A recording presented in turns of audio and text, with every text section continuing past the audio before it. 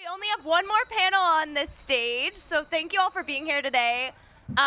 This panel is called High School Is, so all the books have to do with high school and being a teen. I'm going to introduce the moderator, Shelley Diaz. So Shelley Diaz has almost 20 years of experience in children's publishing. She has edited picture books and young adult novels, held several positions in managerial, book scouting, copy editing, and licensing arenas, and presented and moderated at writers and industry conferences on censorship, diversity, graphic novels, and more. She also worked as a collection development librarian at Book Ops, the technical services collaboration between the New York Public Library and Brooklyn Public Library. Whoop, whoop. Love libraries. And in 2020, she returned to SLJ as review editor. So I'm going to kick it over to Shelley. Thank you so much. Thank you, Shaughnessy. And so we're super excited to be here today in the Bronx to present to you this panel on YA. And our first panelist is Lorraine Avila, they, and they is a storyteller. Lorraine was born and raised in the Bronx right here and is the first generation Dominican American. Me too. Avila spent a decade as an educator in a K-12 education. She has a BA from Fordham University right across the street in English, and an MA in teaching from NYU, and an MFA from the University of Pittsburgh. The Making of Yolanda la Bruja is her YA debut. Round of applause for Lorraine. Next we have Patricia Park, and is the author of the debut YA novel Imposter Syndrome and Other Confessions of Alejandra Kim. She's a professor of creative writing at American University, a former Fulbright scholar and Edith Wharton writer-in-residence, and the author of the acclaimed adult novel R.E. Jane, right? Is that how? Okay. Yeah. Re Jane, a modern-day retelling of Bronte's Jane Eyre. She's written in The New Yorker, The New York Times, The Guardian, and others. Born and raised in Queens, Patricia lives in Brooklyn, New York. Round of applause for Patricia. Sonora Reyes is a queer second-generation immigrant who is the best-selling author of The Lesbiana's Guide to Catholic School, who just won an award last night, Lambda. They write fiction full of queer and Latinx characters in a variety of genres. Sonora is also the creator and host of hashtag QPOC Chat, a monthly community-building Twitter chat for queer writers of color. And they currently live in Arizona in a multi-generational family home with a small pack of dogs who run the place. Round of applause for Sonora. And Stephen Salvatore is a gay, genderqueer author, writing professor, Mariah Carey Lamb, and Star Wars fanatic with an MFA in creative writing from the New School. They are the founder and CEO of Queerative Writers, a virtual creative workshop series for LGBTQ+ aspiring writers. They are the author of And They Lived, Can't Take That Away, and No Perfect Places, and are represented by Jess Regal of Helm Literary Agency, a native New Yorker. Their heart belongs to the Adirondacks. Okay, everybody, round of applause one more time for our wonderful panelists. And for those of you who don't know, our panel is called High School Is. High school is, and high school is a lot of things. For some of us, high school is a long time ago, unfortunately. It's kind of a blur. So I want to know, you YA authors, wonderful YA authors, considering that high school was a bit of a time ago, how do you kind of channel into the YA experience, the high school experience, to write these wonderful YA novels? Lorraine, do you want to jump in? Stephen? Lorraine, there you go. Hey, everyone. I think I definitely was a teacher for about 10 years, like was said, so I tap into a lot of like my personal encounters with my students. I was really connected to my students as I was teaching, but also I went to the Bronx Academy of Letters in the South Bronx, and as you heard, I went to all of these higher education spaces, and that experience in high school was my favorite education experience I've ever had. Even with the small amount of resources we had in the Bronx, I definitely still feel it was the top-notch education experience I had because my teachers and my peers really did care about me as a student. And so that's what I tap into, I guess, when I'm writing YA. Patricia? Yeah, I went to high school nearby. I went to Bronx Science, but I'm from Queens, so that was 4 hours a day on the train, Q12 to the 7 to the N to the 4. So every day I'd overhear like thousands of different Englishes. You know, you see all the people and all the ways that they move their body, their dialogue, and I think just kind of capturing that, doing character sketches and then imagining their backstories, you know, their wounds, their hopes, all of that was a large part, like a formative experience for me in writing Imposter Syndrome and tapping into YA. Can y'all hear me okay with the mask? Okay, great. So I think for me, I definitely write for, of course, teens today, but my own teen self, my teenage self. There are things that I still need to process from my teenage years that I like to do through fiction, and I think just channeling like that age and that part of myself and who I was at the time like has helped me a lot to I guess relate to them, because it, you know, like we were all teenagers once, you know, and like I think a lot of people, the farther you get away from it, the more you forget and kind of less empathy you might have. But I try to like bring myself back to that age as much as I can to like empathize and put myself in their shoes and everything. So yeah, I'm gonna echo that because I think for me, I tend to it always starts with character. Every story that I write, the character comes to me and I have to figure out who they are, what their story is. And a lot of what I have written in the YA space has been me processing stuff that I went through as a teen, and then also thinking about like the books that and the stories that I needed as a teen. Being a queer teen, and I wasn't out when I was in high school. That wasn't very common back then. Not that it was that long ago, but it was a good 20 years ago at this point, which I guess is a really long time now that I'm saying it out loud. And so I think about like those kids who need queer stories, who need queer characters, what their experiences are like. And obviously, like, now kids in high school have a slightly better experience than I might have 20 years ago. But that's not really true across the board. And I hate even that statement came out of my mouth, because, you know, there are still so many queer teens across the country and across the world who are suffering in silence, and obviously who have to, you know, battle people coming for them all over the place. So, you know, I just want to write stories that are true to that experience. Yes. Sonora, you kind of touch on this. You know, high school is very memorable, right? I know a lot of us have good memories, but sometimes it's a lot of bad memories or uncomfortable and awkward memories of those times. So are there experiences or memories that you kind of hold on to and return to again and again when you're writing these characters, these young people from high school, if you care to share, that helped you become the writer that you are today? Sonora or anybody? I think with every book that I write, it's a different core memory that I'm like unlocking.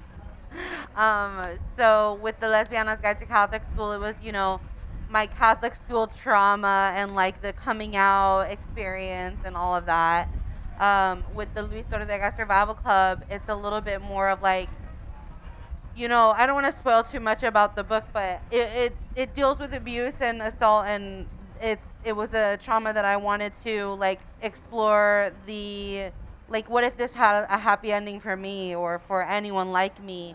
And so it's kind of like I'll take like a core memory for each book and then just twist it into what I think would have been the perfect story that will like make me feel better about whatever happened, or make me feel like I can live with, you know, this memory, you know. So Anyone else want to jump in? A core memory that you return to as you write your stories? Patricia? Yeah, you know, I think I think whether you're a boomer or you're Gen Z, that high school experience I think is so much about belonging and negotiating how much of myself do I kind of compromise to just get along, to fit in, to belong, and how much do I own this, whether it's this, the weird, funky side of me, or something that's a departure from the mainstream. And I think what can be really lonely is when you feel like a minority within a minority.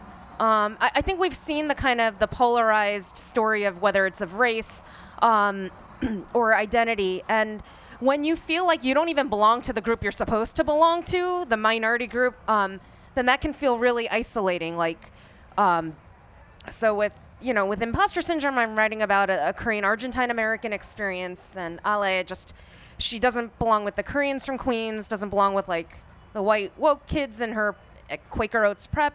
And I think for all of us, I see it with my students too, and for fellow writers, we're all like, all right, we're kind of pigeonholed, but then when I look around in the pigeonhole, we're all so different. So I think what would be great, and I think what we're all doing here on this stage is expressing how we contain multitudes even within our quote unquote, boxed identity. I tend to I don't know if it's necessarily a core memory or a feeling, because I know as a queer adult, one thing that I have conversations about with other queer adults is when we were kids, we didn't really have the same kind of high school experience that cis straight kids did. Because you're allowed to have crushes and hold hands and go to dances. And back when I was in high school in the Stone Age, that wasn't a thing. You couldn't bring a boyfriend to prom because that wasn't acceptable, or that was that would have put a target on your back. So it's we didn't really get to have the same kinds of experiences.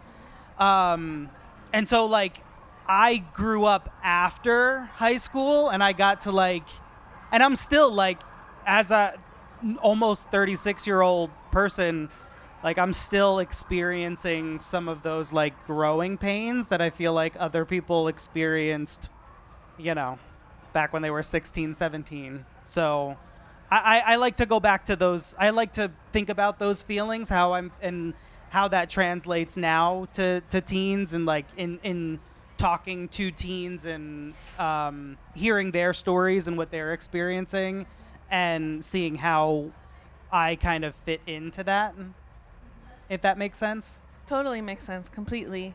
It's hard to watch your peers while you're in high school go through experiences. It's almost like you're watching them outside the window, right? And now within these books, you get to give these kids, those experiences that unfortunately many of us didn't get to experience ourselves. What about you, Lorraine?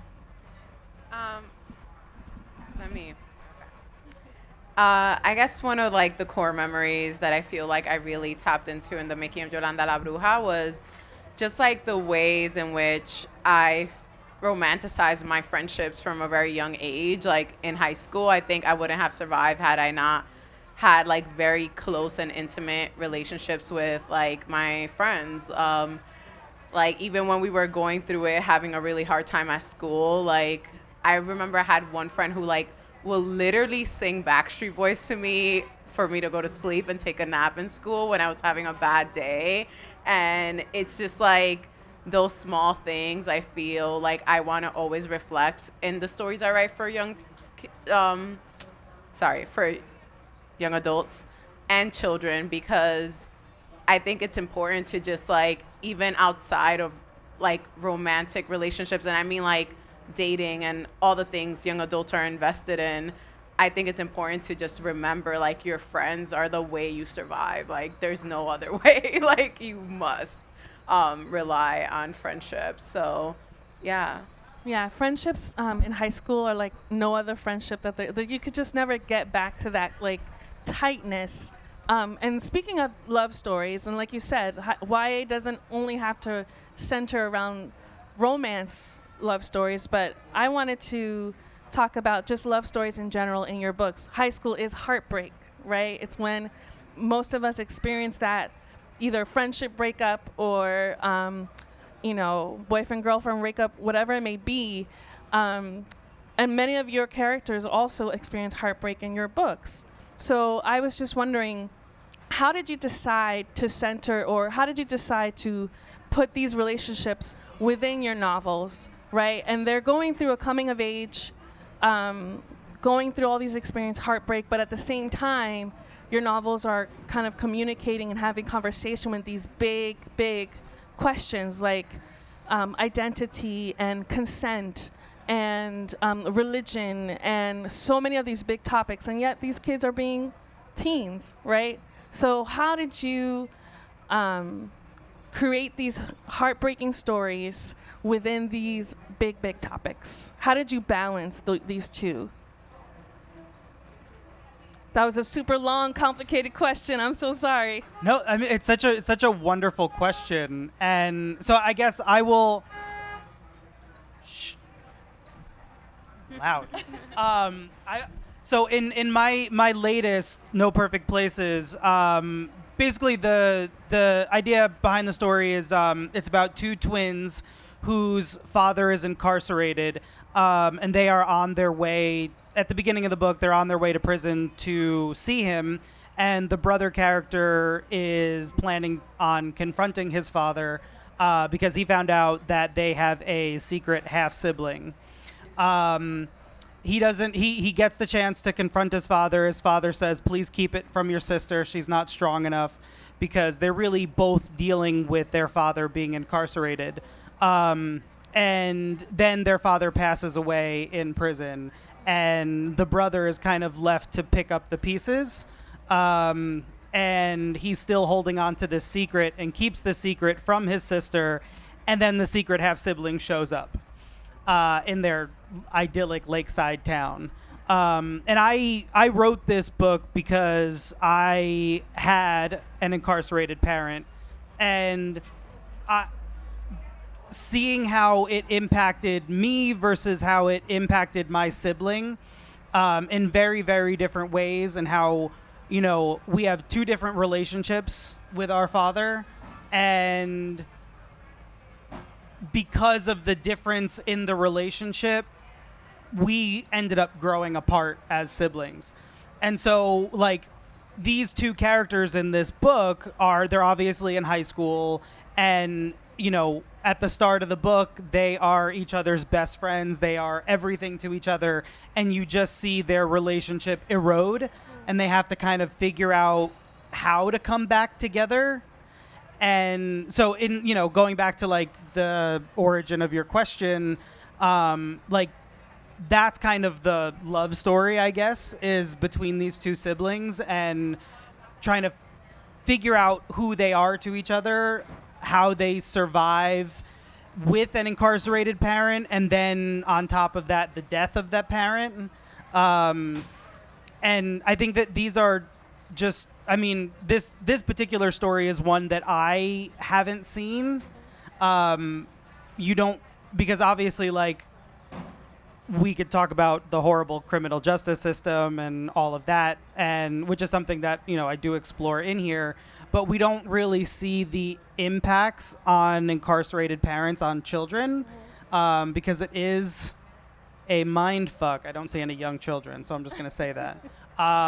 It's really, really difficult to deal with and to sort of navigate that, and, who are you in that space when you're defined by not only a parent's actions, but then by the system that's in place that kind of is not meant to rehabilitate at all, but is meant to kind of really erode everything.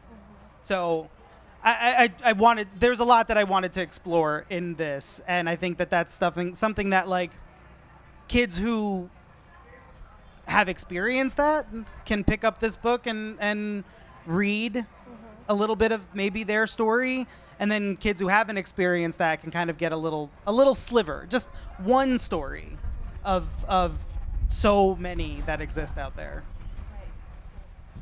What about you, Sonora? So I'll talk a little bit about my second book, the Luis Ortega Survival Club. Basically, the premise of the book is it's about revenge at its heart. It's a revenge fantasy against an abuser. So the main character, her abuser, is this guy who she thought she really liked. She thought she had a crush on him, or she did have a crush on him. She had really strong feelings for him. He ended up being a predator, a horrible person, hurting her, and she teams up with this anonymous pen pal to get her revenge. I kind of really wanted to explore that, like, kind of heartbreak of, you know, finding out the person you thought you liked is not who you thought they were, but also weaving that with, you know, the issues of, like, most people will think that in order to be believed or to be supported as a victim of abuse, especially rape, is you have to be this perfect example of a person. You have to be so strong. You have to be respectful. You have to, you know, you can't be messy or make mistakes or anything like that. Ari, the main character, she's a very messy person. She's not perfect. She's not the perfect victim, but she still deserves to get her happy ending, her revenge. Revenge is good, yes. Yeah, so I wanted to tell a story that was, you know, what the fantasy is like for someone who, yes, she is traumatized, but the fantasy isn't taking the trauma away. It's giving her her happy ending with that element that has happened and letting that fuel her her happy ending. So she's gonna find love. She's gonna find her found family. She's gonna get her revenge. It's gonna be great. So yeah, I just wanted to, like, weave all those elements together and, like, really emphasize that you don't have to be any one type of person in order to deserve a happy ending. So Yes, thank you. Patricia? Yeah, with imposter syndrome, I don't have like a romance centering things. Alejandra's in this kind of moment of, it's a coming of age story, but I think ultimately the love story would really be about reaffirming her love for New York City, which sounds corny, but it's like kind of, yeah, it was not so corny on the page. I love it. We love it. Yeah, really coming to terms with Dodge. And I think for all of us, or sorry, Sonora, you're not from here, but I'm like, for the rest of us who live in New York, yeah. When the place you're from is like other people's destination, like, but this is your Dodge, where do you go? So Alejandra's like from Jackson Heights, Queens, and she wants out of New York. She's dealing with, processing her father's grief. She's trying to process it with humor. And she thinks going to like a small Quaker liberal arts college up in New England is going to be her ticket out. And I think that that echoes the experience for a lot of teens, myself included, growing up, and a lot of teens that I talk with now in school visits. Just this idea that I need to get out of where I'm from, whether it's the most diversity in the world or whether it's like a small town where, people like you are not accepted. And for her, it's this kind of journey. She's got a best friend from Queens named Billy Diaz, who they grew up together. He's like they're the same age, but he's like a brother figure. And I think we all know that teen experience of the guy that was like your brother and your best friend, but you kind of know he has a thing for you, but then it's like kind of awkward, but he's your best friend. But then he went away, to Santo Domingo for the summer, and then he came back. He like got a little hot. Like so confusing, like all of these emotions. And, he's the kind of a character who grounds Alejandra, where she gets like all hoity-toity and like uses her fancy prep school language. She's like, come on, we're from, let's speak the same language. Let's not put on airs. And I think that's also really a teen experience where you're trying out different diction, right? Different discourse, different like, oh, today I'm gonna talk you know, in this kind of hoity-toity way. Yeah, I've been reading a lot of Nietzsche these days, or I don't know. Like, there are those teens, right? They're like, well, I will, and then teens who just echo their favorite musicians. And I think that's part of having a Goldilocks strategy, right? You go too hot, too cold to find eventually your middle. Lorraine? Yeah. I think, like, in my story, it obviously, like, a lot of YA deals with a lot of trauma. There's, you know, Yolanda is essentially a girl from the Bronx who is being trained to be a bruja by her grandmother in their traditional religion, and she starts having visions that there's going to be, trigger warning, a school shooting by this, like, new student who comes into their school. And so she has to go out of her way to figure out either how to stop the school shooting from happening or how to befriend the person who she thinks might do it, all these things. And so, like, that's a lot for a child to handle. Obviously, a lot of our children right now are dealing with, like, the doom of gun violence because we have politicians that clearly don't care.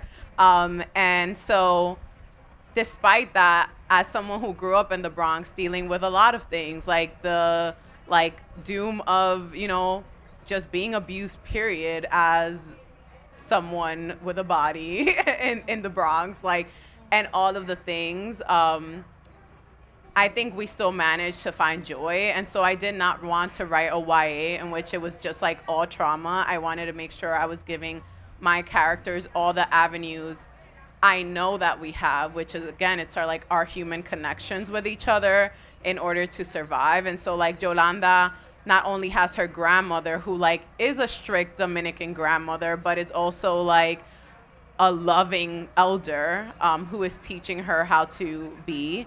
And she has her best friend Victory, who is always there checking her. And then she is a queer girl who had something with someone, but, like, that person really felt uncomfortable about them discovering each other's queerness. So, like, she's now trying something out with someone else, and, like, is having a very, like, teenage kind of love story. And so, like, I just made sure to, like, give her all of these avenues of joy, because that is, I feel like even right now, as the world is ending, we just saw, like, New York City be what it was a few days ago, and we don't know what's happening. And I grew up during 9/11. I cannot imagine growing up right now because I already had so much stress with just 9/11. So I can't imagine feeling like climate change, gun violence, all the things. And so even though I want to be real as hell to, like, whoever is reading my book, especially kids, I also want to, yeah, like, just give them a moment of joy, like, make them, like, I don't know. I have those moments a lot, like, even watching The Ultimatum, which was, like, messy, but, like, I have moments where I'm just, like feeling so overwhelmed by, like, corny, cutesy stuff. I want students and, like, anyone who reads this to feel this when they read my book. And so I think just, like, reflecting relationships is really important for me. Yeah. Definitely. And I love what you said about, yes, you know, trauma exists. Yes, many of these books talk about trauma, but there's also joy. You know, there's also joy. And that's, I think, an important thing for us to remember, especially in these times. Yeah. So I have one more question, and then we're going to move on to audience questions. So as we know, we're talking about high school. And in high school, we have the superlatives. For those of you who might not know or don't remember, superlatives are best dressed and most likely to succeed, etc., etc. So I'm wondering if you could either share what you were in high school or what you wish you could have been in high school, or your main character, what they would be voted as in high school. Anyone want to jump in? Well, as a messy gay who loves drama, I was voted drama king of my senior class, which is a really sassy way of saying most dramatic, which I felt was a little unnecessary at the time, but I wear that with pride now. And I really wanted to win most likely to be on a reality show, but I didn't, and I'm fine with that. no, I'm actually still a little salty, actually. Where'd you But, go to high school again? Up in Westchester. I grew up in Tarrytown. I don't know if anybody knows where Tarrytown is. So yeah, I was. If you like messy gays who like drama, my books. They would probably all be voted most dramatic. All my characters, all my main characters. Thank you, Stephen. What about you, Sonora? Can you come back to me? Sure. Patricia, Are you like the kind that, we're all like out to the diner and then we're all looking at our menus and then you're like, oh, everyone else order first. Yeah, definitely. That's me. As I mentioned, I went to Bronx Science. I probably would be like worst at math and science. Like I got in, but just barely. I did the field of medicine a profession by not entering. I'm keeping you all alive. But probably my dream would have been most likely to win a Nobel Prize in literature. That would have been my dream. Yeah. Aw. I was voted best dressed and best smile in high school. Yeah, and at the time I was just like, I didn't really feel like it was a lot of things like imposter syndrome, but I thought it was, I still think about it today and I'm like, I have to live up to it. And I think Yolanda would have been voted most likely to be like president or something. Like she's a school leader in the book. She runs the Brave Space Club and everyone sees her as a school leader and like as like one of those students who like runs the school essentially. So yeah. Nice. Sonora? Okay. Honestly, I don't remember if I was voted as anything in high school. I have a horrible memory, so it's possible I was something. I would have loved to have been like best dressed or whatever, but I look at my high school pictures and I was not. It was very not good clothes. But as far as my characters, I think Ari would have not been voted anything. No one would notice her, but then she would actually be the one to like get shit done, and no one would see it coming. And then Yami would be probably voted best dressed. Yeah. All right. Okay, so now we're going to open up to audience questions. Any audience questions? I have more questions if you need time to warm up, but just want to double check. Any audience questions? Yes. Do you want to come up?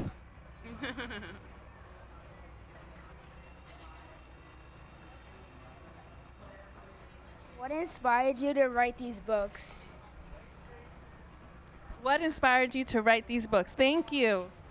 Thank you for your question. I was inspired by just like real events as a teacher. I worked at a school in Brooklyn where it was like intentionally integrated, which meant like black, brown, white kids were going to the same school. We know that that's not normal in New York City, even though we're a very diverse diverse city. And there were just like a lot of like problematic and mean things that like a group of students were saying. And they kept getting away with it.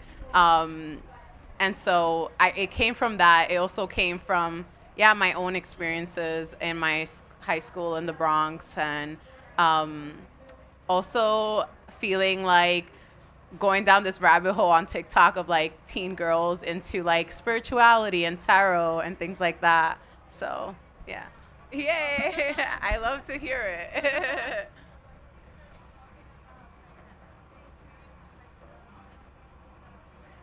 Yeah.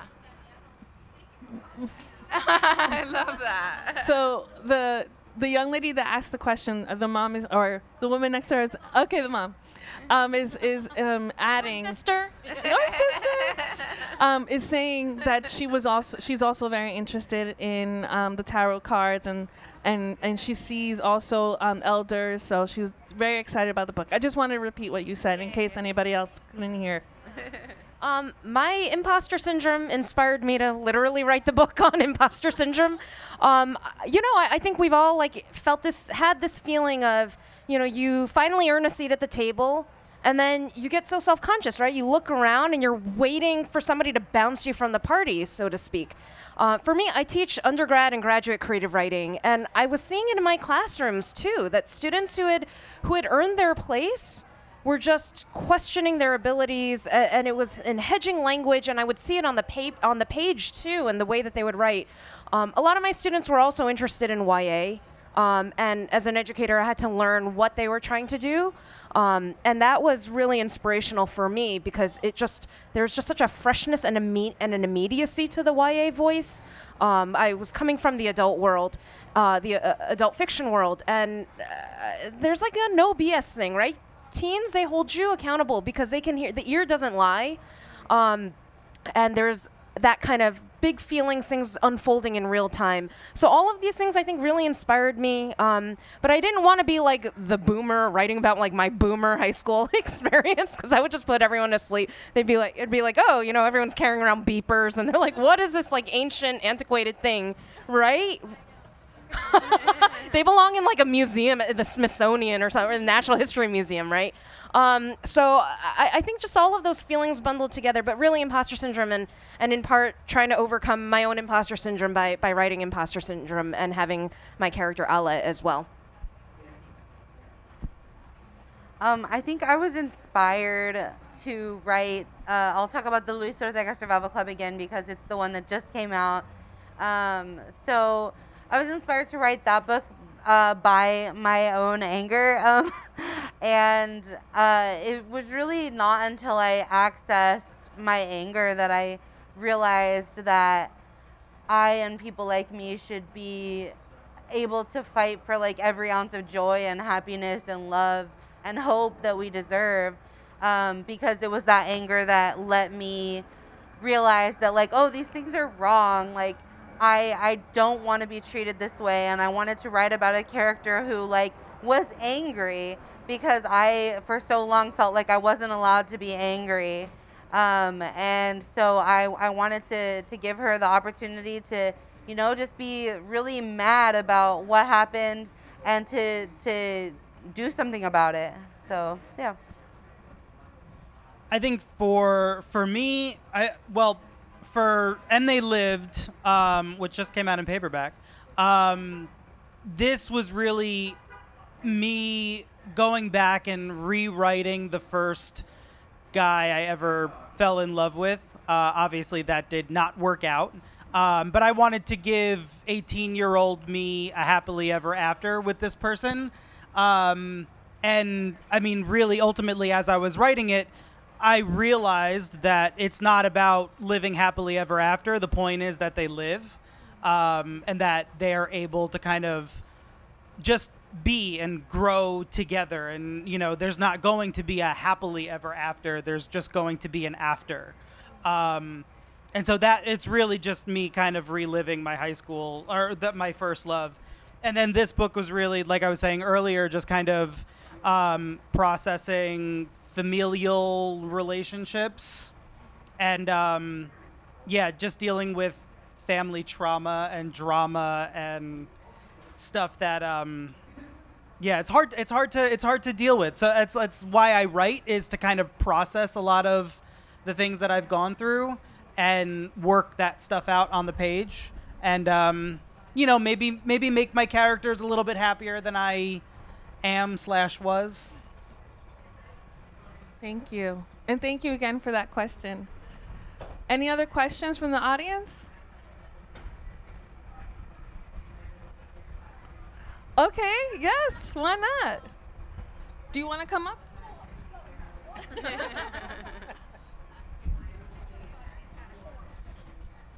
What advice would you give your teen self now as an adult and as writers? Like, what would you tell yourself that, you know, makes you now as an adult be like, all right, okay, like, I got this. Like, what advice would you give your teen self?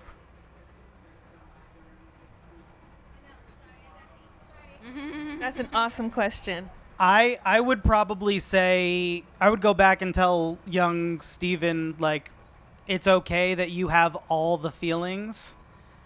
That's a good thing. It's a healthy thing. It's okay to be vulnerable. It's okay to trust people. It's okay to have all of the emotions that you have because you're going to channel that shit. And that's what we need. We need, I think, if everybody could be vulnerable and open with each other, we'd probably have a happier world. And we'd be happier within ourselves, too. And just as a writer, I think it's really important to tap in to your emotions because I often call BS on writers who say, like, oh, there's none of me in anything that I write. It's all made up. And I'm like, that's crap. Don't give me that line because there's something in your writing that is personal to you. Even if you're writing, a space opera that takes place a long time ago in a galaxy far, far away, there's something personal in that story, whether you want to admit to it or not. So it's okay to be vulnerable, be open, be emotional. You're perfect the way you are. That's what I'd say. Yes.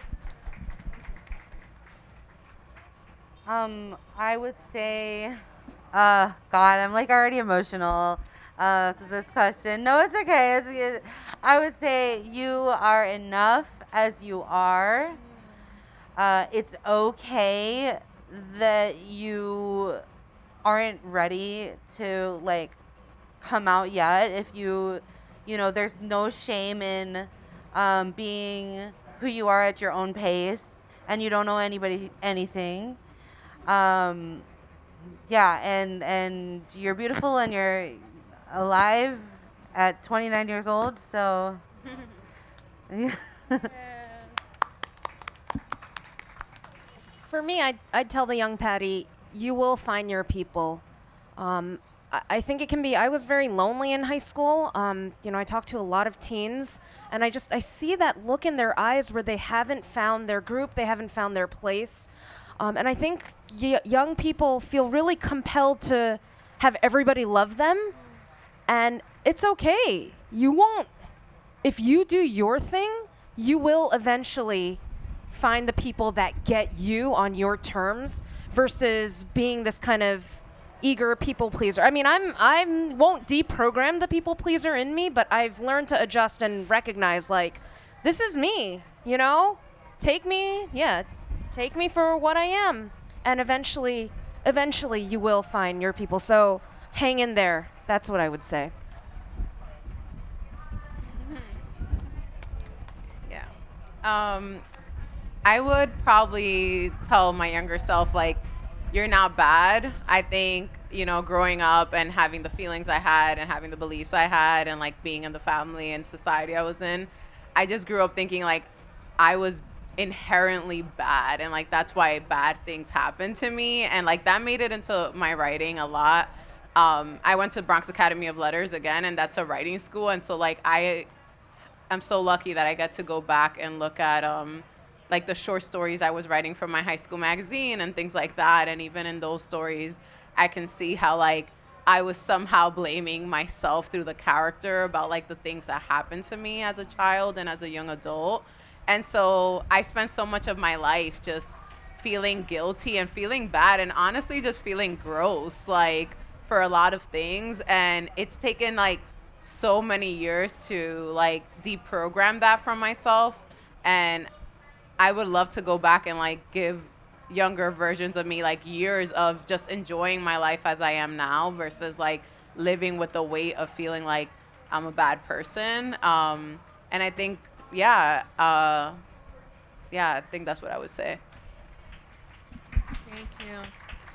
Thank you. We are coming up on time, but I just want to thank you all for your gift and for sharing that gift with each and every one of us. And I think all of us, even right now, needed to hear those words, not just our teen selves, but all of us needed to hear those words. What is it? You can be emotional. Yes, right? be emotional. We can be emotional. We are enough. We are enough. You are enough. But you will find your people. You will find your people. And you're not bad. We are not bad. So thank you for reminding us today of that. Round of applause one more time for our authors. Thank you so much once again for your gift. Thank you, everybody, for your attention. Thank you for your questions. And Shelley for being our fearless moderator. Thank you. I know so much invisible work goes into that. Thank you. Books are on sale and the authors will be signing, so please make sure you take a book today. Take many, many books today.